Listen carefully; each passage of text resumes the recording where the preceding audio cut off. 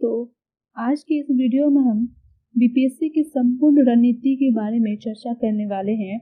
ये वीडियो उनके लिए बहुत हेल्पफुल रहेगी जो अभी अभी बीपीएससी की तैयारी शुरू करने वाले हैं, क्योंकि इस वीडियो में हम बीपीएससी की न्यू पैटर्न के आधार पर रणनीति की संपूर्ण चर्चा करने वाले हैं, जिससे बिगिनर की सारी कंफ्यूजन दूर हो जाएगी। सबसे पहला पॉइंट है न्यू पैटर्न। सेकंड पॉइंट है जिसके बारे में हम चर्चा करेंगे वो है सिलेबस। तीसरा पॉइंट है बुक्स, इस एग्जाम से रिलेटेड सारे बुक्स। चौथा पॉइंट है इसका प्रीवियस ईयर क्वेश्चन पेपर। और पांचवा एंड मोस्ट इम्पोर्टेंट पॉइंट है सेल्फ एंड कोचिंग, यानी कि इसका एग्जाम की तैयारी हम सेल्फ कर सकते हैं या इसके लिए हमें कोचिंग लेनी पड़ेगी। तो चलिए दोस्तों, हम अपने पहले पॉइंट्स से इस वीडियो को शुरू करते हैं। तो हमारा पहला पॉइंट था पैटर्न। तो इस एग्जाम में 3 फेज होता है। पहला फेज होता है इसका पीटी, दूसरा फेज होता है इसका मेंस और तीसरा फेज होता है इसका इंटरव्यू। क्योंकि ये वीडियो मैं बिगिनर्स के लिए बना रही हूँ जिसे इस एग्जाम से रिलेटेड कोई भी जानकारी प्रॉपर वे में नहीं है, तो उनके लिए ये वीडियो बहुत हेल्पफुल रहेगी। और साथ ही साथ इस वीडियो में हम न्यू पैटर्न के आधार पर चर्चा करने वाले हैं। तो जैसा कि आपको पता होगा कि अभी पीटी में इसका न्यू पैटर्न को लागू करने के बारे में चर्चा हो रही है। ठीक है, अध्यक्ष उनके द्वारा कॉन्फ्रेंस में कहा गया है कि इनकी इस एग्जाम से रिलेटेड न्यू पैटर्न को लागू किया जाएगा। सो पीटी में आपको टोटल क्वेश्चन जो रहेगा वो 150 रहेगा, जिसमें से 100 क्वेश्चन जो रहेगा आपका इजी रहेगा और उस पर 1 मार्क्स का। तो इसमें टोटल क्वेश्चन जो रहेगा वो 150 रहेगा, जिसमें से 100 क्वेश्चन जो रहेगा वो इजी रहेगा और उस पर 1 मार्क्स रहेगा। शेष जो 50 क्वेश्चन रहेगा वो हार्ड रहेगा और उस पर स्टार मार्क्स क्या रहेगा, और वो जो क्वेश्चन रहेगा वो 2 मार्क्स का रहेगा। अब क्वेश्चन कौन सा हार्ड है कौन सा इजी है ये आयोग के द्वारा निर्धारित की जाएगी। तो अगर हम पूरा कैलकुलेट करें तो हमारा मार्क्स हो जाता है 200 मार्क्स।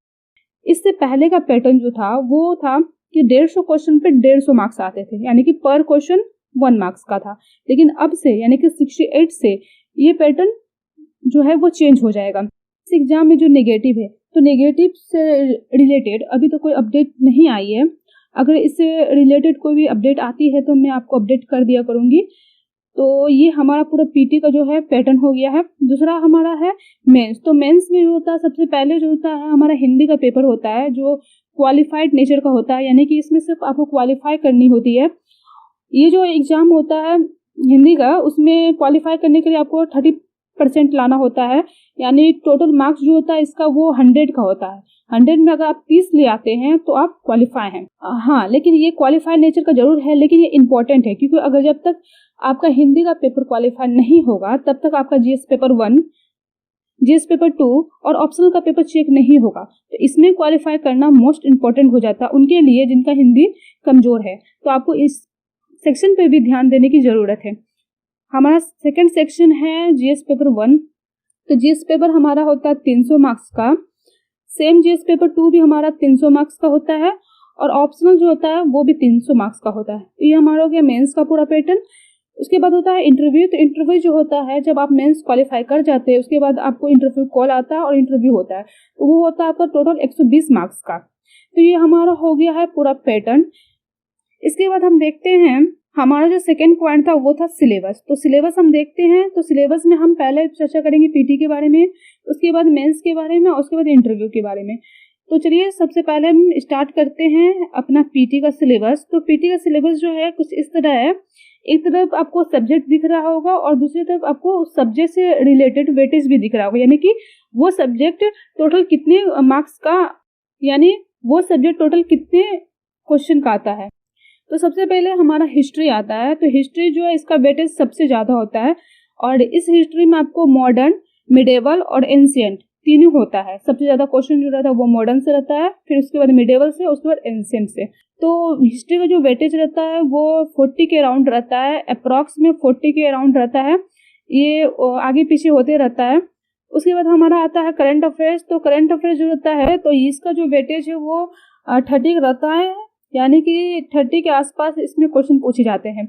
करंट अफेयर्स में आपको हो गया international current affairs, current affairs में हो गया इंटरनेशनल करंट अफेयर्स, उसके बाद नेशनल और उसके बाद इसका बिहार। ये तीनों सेक्शन मिलाकर करंट अफेयर्स आपको 30 का वेटेज रखता है। उसके बाद हमारा आता है साइंस, तो साइंस में बायोलॉजी, फिजिक्स, केमिस्ट्री, ये तीनों सेक्शन को मिला के इसका भी वेटेज जो है वो 30 के अराउंड रहता है। उसके बाद हमारा आता है बिहार स्पेशल, तो इसका वेटेज भी 15 के आसपास रहता है। बिहार स्पेशल में आपको हिस्ट्री, ज्योग्राफी और पॉलिटी तीनों सेक्शन को मिला दिया जाता है। उसके बाद हमारा आता है मैथ, तो मैथ का जो वेटेज है वो अभी तक तो फिक्स है, इसमें 10 क्वेश्चन पूछा जाता है। किसी किसी साल आपको रीजनिंग से भी 1-2 क्वेश्चन पूछ दिया जाता है, लेकिन मोस्टली क्वेश्चन जो रहता है वो मैथ का ही रहता है। उसके बाद हमारा आता है ज्योग्राफी, तो ज्योग्राफी में जो है इसका वेटेज आपको 10 का रहता है, यानी कि 10 क्वेश्चन के अराउंड पूछा जाता है। ज्योग्राफी में आपका इंडियन ज्योग्राफी और वर्ल्ड ज्योग्राफी दोनों शामिल है।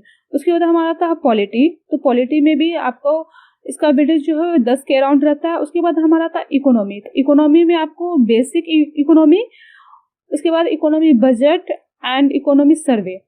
इकोनॉमी बजट और सर्वे जो है जिस साल आप एग्जाम दे रहे हैं उस साल का होना चाहिए, तो उसका वेटेज जो है टोटल 5 के अराउंड रहता है। तो ये हमारा पूरा हो गया है आपको पीटी का सिलेबस। अब हम देखते हैं मेंस का सिलेबस। तो मेंस का सिलेबस में सबसे पहला सेक्शन हमारा आता है जीएस पेपर 1। तो जीएस पेपर में हमारा सबसे पहला जो सेक्शन है वो आता है हिस्ट्री का।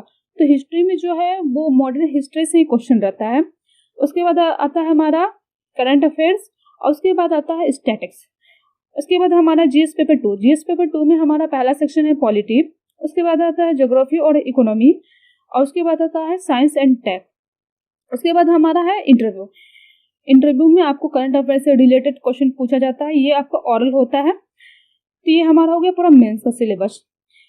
देखिए दोस्तों, अभी मैं इसमें सिर्फ हिंदी का सिलेबस और ऑप्शनल का सिलेबस डिस्कस नहीं कर रही हूँ, क्योंकि ये जो है आपको मैं किसी नेक्स्ट वीडियो में डिस्कस करूंगी।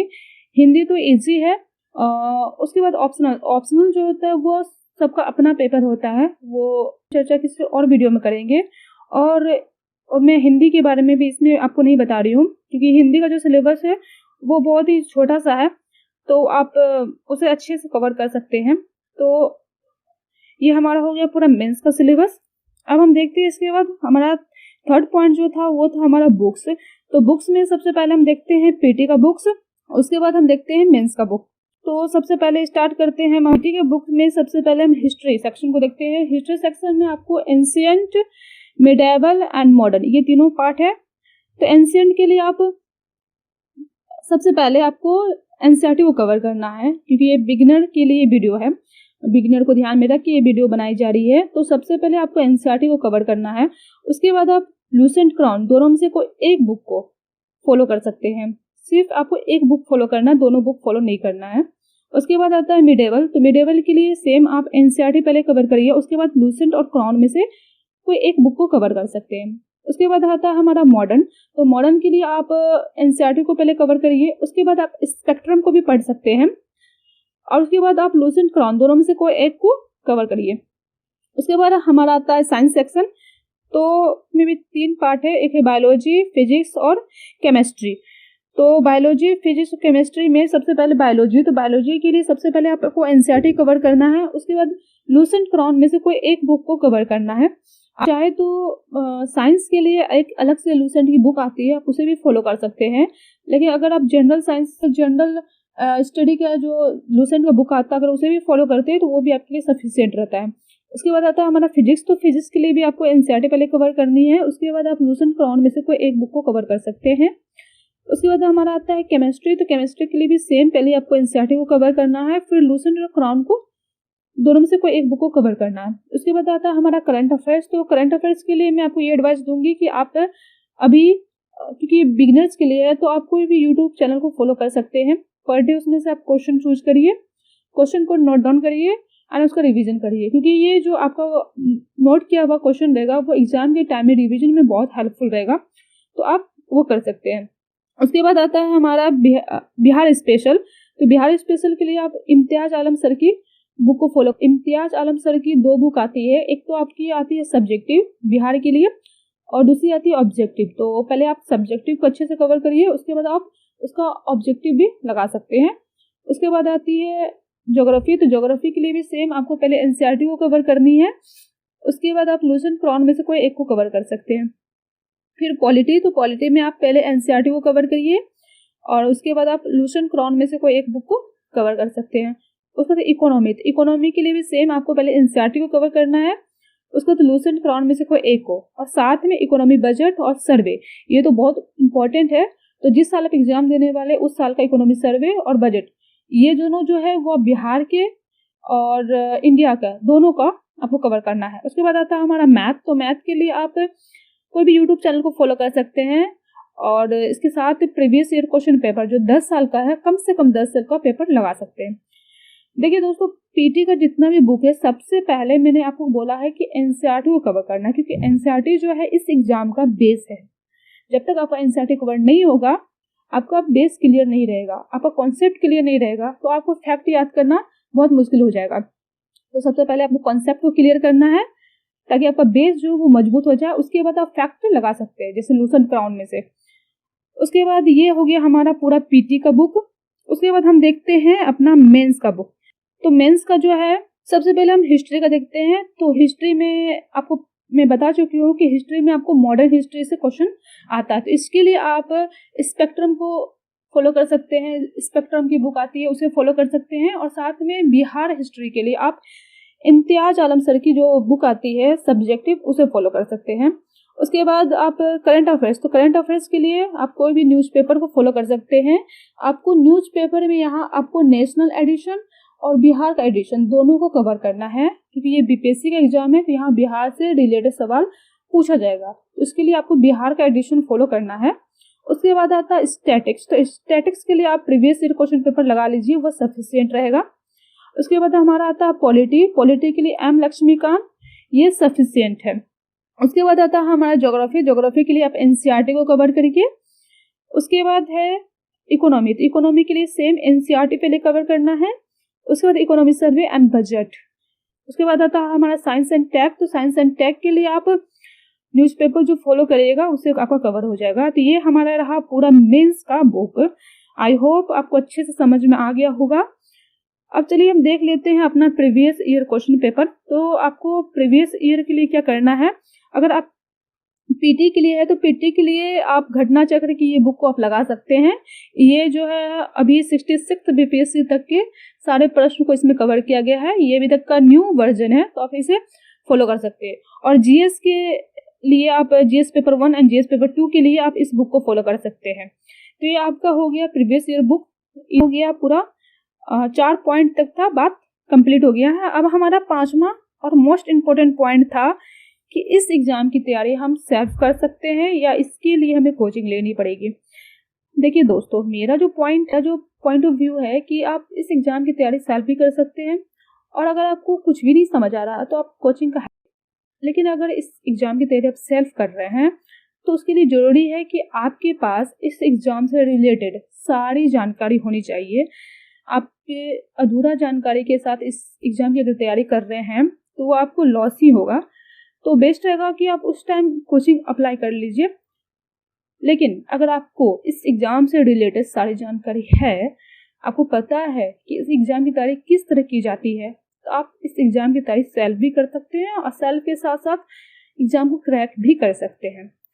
तो आई होप ये वीडियो आपको अच्छे से समझ में आ गई होगी। अगर फिर भी कोई भी कंफ्यूजन रह गई हो तो आप कमेंट सेक्शन में उसे पूछ सकते हैं। तो ये रहा हमारा पूरा रणनीति, जिसके बारे में मैं अच्छे से आपको बता चुकी हूँ। यहीं तक रखते हैं, मैं फिर मिलती हूँ आपसे अपने next video. Bye, thank you.